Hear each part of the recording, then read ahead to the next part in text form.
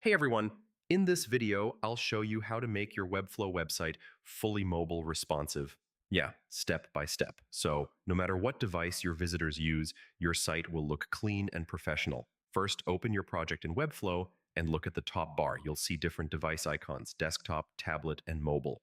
These let you preview and edit your design for each screen size. Now switch to tablet view and start adjusting your layout. Usually this means reducing spacing, resizing images, or stacking elements vertically, to fit smaller screens. Next, move to mobile view. This is where most of your fixes happen.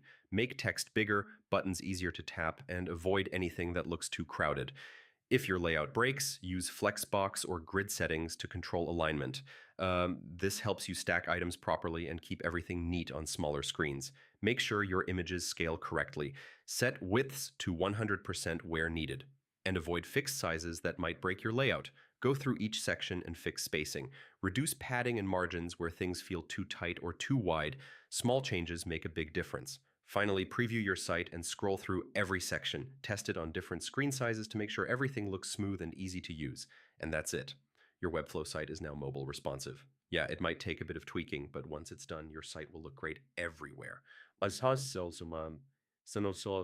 Hey everyone.